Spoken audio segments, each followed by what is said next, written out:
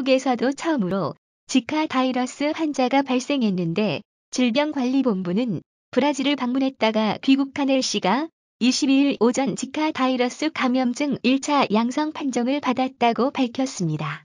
질본은 현재 L씨에 대해 2차 검사를 진행 중인데 검사 결과는 이날 오후 늦게 나올 것으로 보입니다.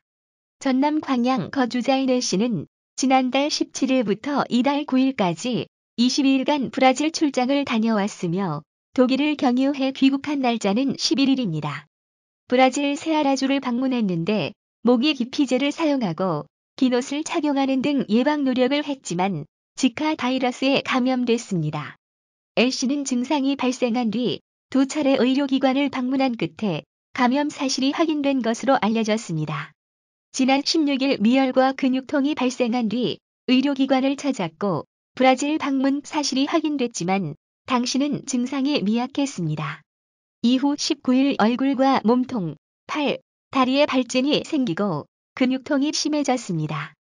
다시 의료기관을 찾은 21일 전남보건환경연구원의 유전자 검사에서 지카 바이러스 양성 판정을 받았는데 질본은 L씨를 인근 전남대병원의 1인실에 격리하고 역학조사관을 광양으로 급파해 귀국 후 동선과 출장 동행자 정보, 자세한 증상에 대해 역학조사를 진행 중입니다.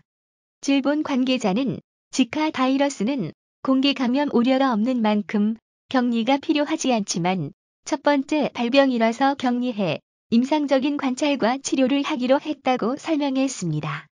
지카 바이러스는 순모기, 이집트 순모기 등에 의해 사람에게 옮겨집니다. 발열, 발진, 눈충혈, 관절통 등의 증상이 나타나 3에서 7일 정도 이어집니다. 아시아 주요 국가 중에서는 지난달 19일 중국인, 25일 일본인 환자가 발생했습니다.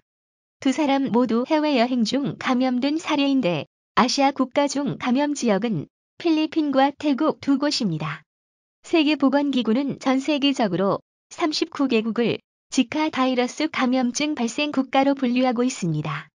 지카 바이러스는 소두종의 원인으로 의심되며 공포의 대상이 되고 있지만 일상생활에서 사람 사이에 감염되지 않는다고 합니다. 다만 성관계를 통해서는 전파되는 것으로 알려졌습니다.